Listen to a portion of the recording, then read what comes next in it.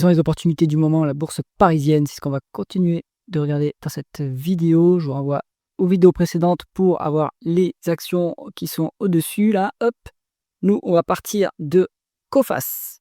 On va prendre Imerys, Carmila, Valeo, Altarea, BIC, Anta Infrastructure Partner, Clarion, Emeis et Peugeot Invest. Financièrement, je mets à part vu que c'est du Galaxy Bolloré. Il faut être un spécialiste, à mon avis, pour s'y intéresser.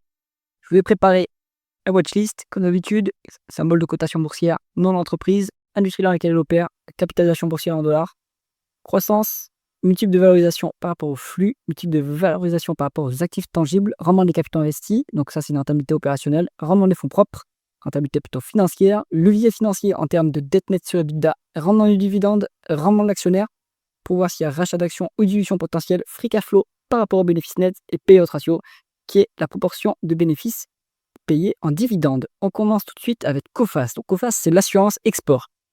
Voilà, on est sur l'assurance, 3 milliards de dollars de market cap, 4,6% de croissance du chiffre d'affaires en rythme annualisé sur 5 ans. Sur les financières, on regarde plutôt le multiple de PE, on veut qu'il soit en dessous de 10, c'est pas le cas ici. Mais on veut également une décote sur actifs tangibles. On ne l'a pas non plus sur Coface, malheureusement. Rendement des fonds propres à 11,7%, c'est correct, on va dire, pour une financière. Il y a beaucoup de dettes, mais bon, ça c'est le bilan des financières. Moi, je sais pas des assurances, je sais pas lire. Donc, je sais pas que d'ailleurs, je suis structurellement à l'écart des assurances. Rendement du dividende à 8,6%, c'est tout à fait intéressant. 7,3% de rendement de l'actionnaire, donc il y a potentiellement un peu de dilution, il faut aller regarder ça. Payout ratio à 76%. Donc, ce niveau de dividende est soutenable. Est-ce qu'il va monter? Je suis pas sûr, mais c'est déjà bien à ce niveau-là. Donc, Coface, si vous vous autorisez à investir dans les assurances, pourquoi pas? Mais voilà, pourquoi pas pour le dividende. Ensuite, on est sur Carmina. Donc là, c'est une foncière. Si je dis pas de bêtises, c'est la foncière de Carrefour. Donc, en fait, les foncières, les sociétés, on va dire, qui ont beaucoup d'immobilier, pour dégager de la marge de manœuvre financière, bah, ils cotent en bourse tous leurs actifs immobiliers. Comme ça, ils ont du cash en échange de céder des actions. Ils restent majoritaires. Donc, Carmina, ça en fait partie. Donc, les rates, moi, je suis à l'écart. Je ne sais pas trop analyser ces dossiers. Puis, c'est l'immobilier, c'est pas trop une classe d'actifs que je n'aime pas particulièrement. 3 milliards de dollars de market cap, 3% de croissance du chiffre d'affaires en rythme annualisé sur 5 ans, un multiple de PE à 8,7, donc ça c'est pas très élevé, 9,2 en price free cash flow. Après, ces multiples sont pas forcément très appropriés pour les rates, il faut les regarder plutôt normalement le price to adjusted cash flow from operation. Bon, bref, je ne maîtrise pas les arcanes de la valorisation des rates, donc bon, en termes de price free cash flow, on est en dessous de 10, c'est bien. 20% de décote sur actifs tangibles. Maintenant, de quoi sont constitués ces actifs tangibles? De quel immobilier il s'agit? Il faut les regarder, du coup, propriété par propriété, combien ça vaut réellement par rapport à ce qui est inscrit au bilan. Rendement des fonds propres en dessous de 10 avec énormément de dettes. Voilà, c'est ça que j'aime pas trop non plus dans les rates. C'est pas très rentable en réalité avec les niveaux de dette engagés quand même, hein. Donc, méfiance. 7,4% de rendement du dividende, là c'est intéressant. Vous avez un peu de dilution potentielle sur le dossier, mais bon, c'est pas très élevé non plus comme dilution. Free cash flow un peu moins aidé que les bénéfices nets, on a 60% de payout ratio. Je pense que c'est soutenable à ce niveau-là. Donc voilà, c'est intéressant pour le dividende. Point. Un point, c'est tout. Et la dette, à mon avis, voilà, c'est élevé et c'est pour ça que j'aime pas les REIT. Avant de continuer, si jamais vous cherchez un portefeuille d'investissement passif et performant, cliquez sur le lien en haut à droite de la vidéo et on continue tout de suite avec Imerys. Donc là, on est sur un spécialiste des matériaux, plutôt des minéraux d'ailleurs.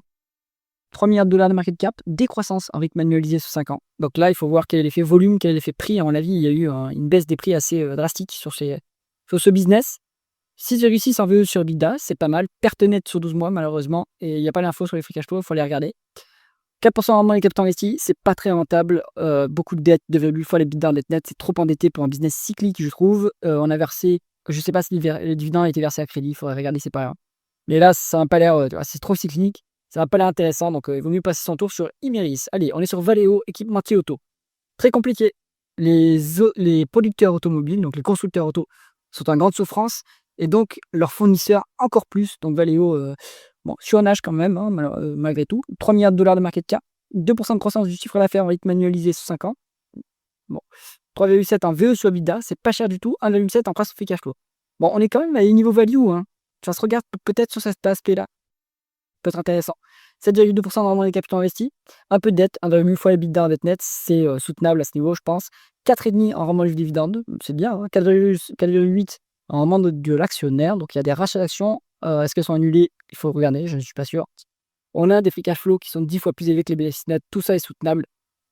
Très cyclique, pas imprévisible, mais en même temps très, très, très, très décoté. Donc peut-être que ça se regarde, Valeo, peut-être. Voilà, à creuser plus en détail. Altaria, donc là on est sur des rates résidentiels, donc Burke, même pas du tout ce genre d'activité. 3 milliards de dollars de market cap, décroissance en rythme annualisé sur 5 ans, multiple de PE exorbitant, il n'y a pas de bénéfices. Et free cash flow c'est à 6,3, donc c'est pas cher payé. Rentabilité très médiocre, 2,7% avec un levier, un levier de 6,7 en dette sur EBITDA, donc c'est vraiment pas terrible. 7,8% vraiment de dividende, mais il y a de la dilution potentielle ici, puisqu'on a vraiment l'actionnaire à 3%.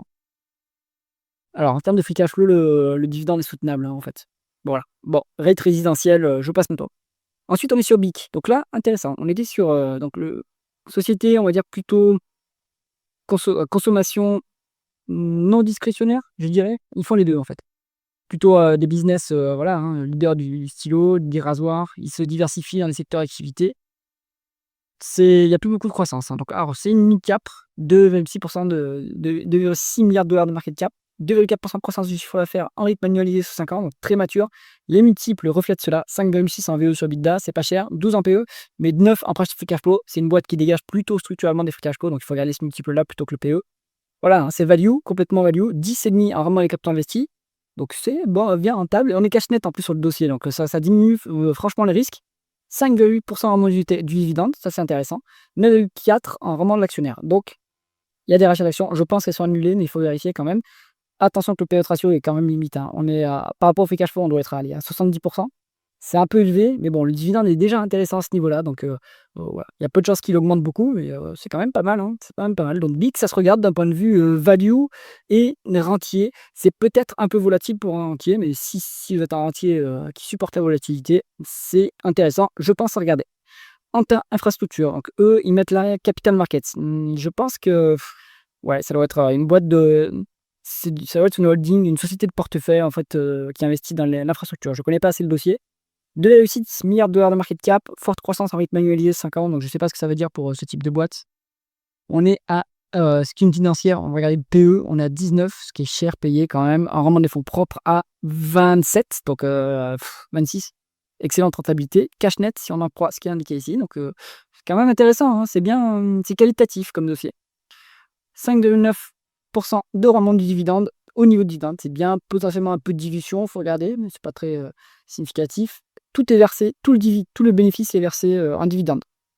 Ça c'est la limite, donc ce dividende-là, il va rester capé à ce niveau-là. Pourquoi pas. Maintenant, à mon avis, c'est un véhicule qui permet de s'exposer aux investissements dans l'infrastructure. Donc pourquoi pas, mais c'est typiquement pas le genre de dossier que je trouve intéressant. Il y a des managers au milieu, donc il y a potentiellement une mauvaise allocation du capital. Voilà, tout compliqué à mon avis. Alors Clariane, l'ancien Corian, si je ne me trompe pas, on est sur une gestion de maison de retraite. Donc énorme scandale avec il y a quelques années, énormément de dettes. Donc là, on est dans un changement de business model et encore en recovery. Donc forte croissance 2,3 milliards de dollars de market cap, donc une cap quand même. 8% de croissance du chiffre d'affaires en rythme annualisé sur 5 ans. Une croissance plutôt pas mal, c'est un marché qui est structurellement en croissance. La VE sur EBITDA il est à 10, donc c'est un peu c'est raisonnable, on va dire. Il est presque cash flow à 3,7. Donc là, c'est une boîte qui maintenant commence à dégager des free cash flow. Enfin, à mon avis, c'est compliqué à analyser comme ça là. Il faut quand même regarder plus en détail. Les rentabilités sont très médiocres. La dette est toujours très lourde, donc ils vont devoir faire des cessions d'actifs, dilution à gogo sur ce genre de dossier. On a dû être capitalisé. Plutôt à l'écart, et en fait, on va pas trop s'attarder non plus sur Emeis, c'est exactement le même business et la même typologie de dossier. Donc, pour l'instant, ça, il faut le mettre de côté. On est encore très loin d'une recovery très franche, donc il va y avoir encore des années de purge sur les deux dossiers, plutôt à l'écart. Peugeot Invest, donc ça, c'est la holding de la famille Peugeot, qui a eu pas mal de détracteurs à cause de l'allocation du capital plutôt pas terrible. Plutôt pas terrible, on va pas se mentir. 2,2 milliards de dollars en market cap, 6% de croissance du chiffre d'affaires en rythme annualisé sur 5 ans. Alors pour une holding, je suis pas sûr de ce que ça veut dire. Plus intéressant, le multiple de PE, il est à 15.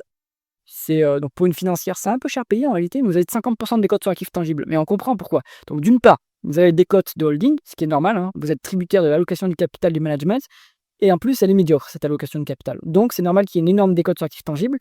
Donc il y a des actionnaires activistes, il y a le fonds Moneta qui est d'un Peugeot Invest, qui a parlé publiquement sur, voilà, qui est en train de faire de l'activisme et qui pousse pour que la boîte fasse des rachats d'actions.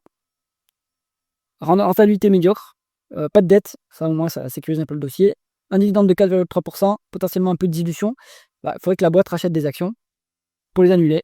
Payout ratio soutenable à ce niveau avec des free cash flow plus élevés que les bénéfices nets, blablabla, c'est toujours la même histoire. Sur les holdings, c'est uniquement pour le dividende en fait. Et pour moi, je trouve pas ça très intéressant de mettre un intermédiaire supplémentaire en fait dans la gestion, puisque quand vous investissez dans une holding, vous avez des majoritaires qui détiennent des business qui eux sont gérés par des managers. Pourquoi ne pas enlever ce maillon et plutôt aller directement sur une boîte? Vous avez un manager que vous pouvez virer en tant qu'actionnaire si vous n'êtes pas content. Donc, plutôt à l'écart des holdings en général et de celle-ci en particulier. Qu'est-ce qu'on garde dans cette liste en fonction de son profil? Alors, moi je trouve qu'il y a peu de dossiers intéressants. BIC, d'un point de vue value, c'est toujours intéressant. D'un point de vue recovery, on va dire un peu spéculatif, on peut aller sur Valeo, pourquoi pas. Mais pas une grosse partie de son capital, parce que, ou en tout cas bien creusé, parce que c'est quand même lié aux constructeurs auto qui sont en grande difficulté. Tout le reste, je pense qu'il vaut mieux le mettre de côté. J'espère que cette vidéo vous a intéressé. Si c'est le cas, mettez un pouce vers le haut et pensez à vous abonner à la chaîne. À bientôt.